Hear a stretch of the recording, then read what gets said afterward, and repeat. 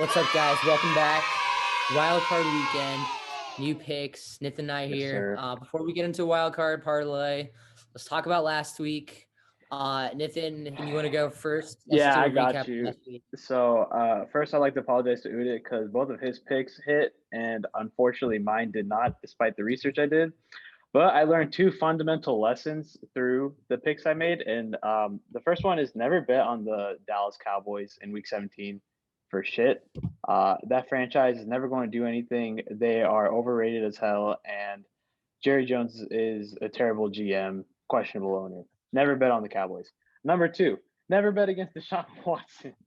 And technically, I didn't. I just took I like the Titans spread, but it looked like it was going to hit, but then the Titans just couldn't Deshaun get it Watson was together just second on half. something that second half. I don't know. This guy's so special, bro. He's just wasting his talent on the Texans. But yeah, just two fundamental lessons. Don't bet against Deshaun Watson. Never bet on the Cowboys. I learned it the hard way. And if you got any of you guys bet on that, I am sorry. But that was the recap for last But week. So hey, hopefully this week I we got stand it. by those picks as well.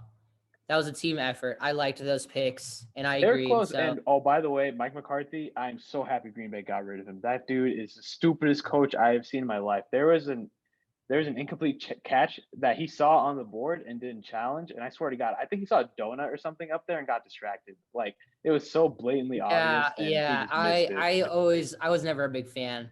But new week, wild card weekend. Me and Nathan were really nervous this week because there's always a huge upset in wild card weekend that you never see coming. Yes, Last year sir. was the Vikings against the Saints. So we spent quite a bit of time trying to figuring out what are the upsets, and we want to stay away from those. So this week, Nathan, do you want to start off with your two picks? Yeah, I got you. So actually, my first pick, the game I'm picking is Ravens vs Titans. I like the Ravens minus 175, and I'd also like to preface this by saying that when me and Uda did our predictions video, I did call the Ravens versus the Titans being 4 seed, Ravens being 5. And when I made that prediction, I said the Ravens would beat the Titans, and I'm going to stick with that prediction. A couple of reasons, I like that. nothing statistic, just purely for record. So Lamar Jackson has yet to win a playoff game. I think he is hungry as hell to rectify that record. I think a lot of people have been questioning him as a passer, and I'm pretty sure he probably hates that and wants to prove them wrong. So that there's that factor. I think John Harbaugh is too good of a coach, like I said in the previous video at that time, to lose twice the same team in the playoffs. And also they hate the Titans. I don't know if any of you guys saw, but John Harbaugh and Mike Vrabel during the regular season matchup got into it. The Ravens lost in OT, but I think they're coming into the playoffs hot. I think they have a lot of things going for them. And the Titans defense, as we saw last week, is horrendous. And Baltimore's Yeah, defense is good. So I think Baltimore minus 175 is a good yeah, pick I for the agree. week. The last two games for the Titans haven't been great. Um, Getting blown out to the Packers 40-14, and then playing well first half against the Texans, but then almost losing. Mm-hmm. But then just heaving it up to AJ Brown, so you're in field goal position to win the game at the end of the day. Mm-hmm. So I agree with that. I like that pick. What's your other pick? Yep. So another AFC North team or matchup, I guess, Browns versus Steelers. For that game, I like the Browns cover the spread at +6. A couple of reasons. They have the number one ranked offensive line by Pro Football Focus. They have Kareem Hunt and Nick Chubb, so they're going to be able to control the clock well. I think Big Ben is obviously he is a two-time Super Bowl winner. He has an excellent playoff record. But I think he's still kind of questionable. And on top of that, I think the Steelers made a grave mistake by giving the Browns extra motivation that they didn't need to give them when Juju Smith basically just called them a bunch of no names, said there's a Cleveland Browns, they don't mean anything, and that it's just business as usual for Pittsburgh. Now, historically, is Juju correct? Yes, but I think that's extra fuel in the fire. And despite the fact that they're not playing with Kevin Stefanski, I think Alex Van Pelt, he's done a good job with the offense this year with Kareem Hunt, Nick Chubb, and with Baker too. Mhm. Baker's been playing some of his better football throughout his career, Yeah, I NFL agree. career. So, I mean, I still expect the Browns to probably lose, but I think they cover the spread. I think it'll be a close game.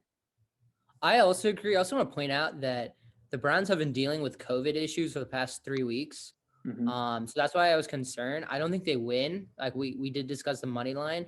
Mm-hmm. But I mean, I agree. I agree with you. I think they cover the spread at +6. I think that's pretty likely. Mhm. Well, let's go into my picks. Yep. Um, Rams and Seahawks. I'm taking the under, which is at 42. The previous matchup this year, I believe it was 20-9, and the Yep. Rams had Jared Goff. Mhm. That was a healthy Jared Goff, actually. Mhm. So Jared Goff, I believe, is questionable, but most likely won't play. And Mhm. even if he does play, he's playing with a broken hand. And before that broken hand, he was very inconsistent, very mentally defeated. So, I mean, it's kind of looking like I want the Seahawks money line, but also Russ hasn't been playing well for like the past, well, I don't know, 6, 7 games. I mean, at one point he was an MVP candidate. Mhm. I mean, I'd still argue he is top five, top six, but who cares Mhm. if you're top five, top six? It only matters about the Yep. top two. So and then Rams defense, like I know we talked about this earlier this season. Like they had some questionable holes on their defense. They have some studs, Jamal Adams, but Bobby Wagner. But you can't just rely on your studs in the playoffs. You need an all around team. So I think with the Rams defense as their strength, and Jared Goff not really that great, Russell Wilson not that great. I really like the under at 42. I agree. I think Rams defense also, like you said, step it up, contain Russ a lot better, and knowing that they don't have a quarterback they can rely on, they know they have to step it up. And so I agree with that for those reasons. And their quarterback, I don't really know what's going to happen there, Yeah, but obviously I think I did bet on John Wolford once. Lightning doesn't strike twice, so I'm not gonna Lightning bet doesn't on him strike again. twice. I'm good. He can go back to LinkedIn. Yeah, he can go back to LinkedIn. He's gonna have a very good financial career if he doesn't make it as an NFL Hmm. player. Yep. Anyway, last pick. I know Nathan, you weren't a big fan of this. You were kind of concerned, but I'm taking the Buccaneers money line at -400 against the Washington football team. Washington football team does have a great pass defense or pass rush defense with Chase Hmm. Young. Um, but to be honest, the last 3 games of the Buccaneers, they've kind of proved that they're playing pretty well. I believe they dropped over 35 points in each game. Hmm. So Tom Brady playoffs, I'm taking experience Goat. over. Yeah. Yeah, I mean, and like no disrespect to Alex Smith, he's definitely the Hmm. comeback player of the year. I just No don't see question. him playing well against and I know Ron Rivera is talking about rotating their quarterbacks, but they just signed some guy off the practice squad or a different practice squad. And then if Yep. he's going to be rotating in, I don't really know how I feel about that. So I Hmm. think Buccaneers money line is a pretty solid bet. I know some people would like to bet on the spread on that as well. I would advise against that. I'm not a big fan of the spread Hmm. at -9, I believe. So Yeah. we're going to stick to the money line. What are your thoughts on that? Oh, I agree 100%. Obviously playing GOAT, and you never want to doubt Tom Brady, especially when he has that wide receiving core. Granted, the reason I'm skeptical is because Washington's pass rush is very disruptive, but I think it'd be hard to bet against the Bucks in general, just because also their defense is like a very good defense. I think despite Alex Smith playing as good as he has, I think Tampa's defense just absolutely obliterates them. I And agree. then. Alex Smith. Mhm. Hold on. You finish. You finish. Yeah, sorry. And then their offense is going to. I think Tampa's adjusted throughout the season. I think they finally got it right. I think Bruce Arians is finally playing to Tom Brady's strengths instead of trying to make him launch deep balls all the time. That's never how Tom Brady played. He's been captain check down his whole career, and he's won 6 Super Bowls off doing that. So I think they finally got it right with their offense. I think their defense is too good overall. I agree with you. It should be Yeah. an easy pick for I Tampa. also want to mention Alex Smith is more of a game manager. Hmm. So that doesn't really play into the Redskins' strengths at all, or in Redskins' favor. I mean, because the offense of the Buccaneers will put up points, and the Redskins need Yeah. to put up points. And with the Hmm. game manager, I'm not really sure how if Yeah, that's going to absolutely. happen. And he's also injured.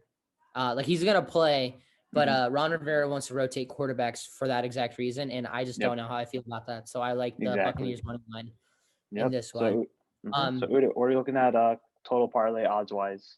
Total parlay odds. I know in the past we've had like plus 1,500, plus 1,600 odds. This week we're coming at you with a plus 617. So right now, if you put down $5, you'd win $30.85.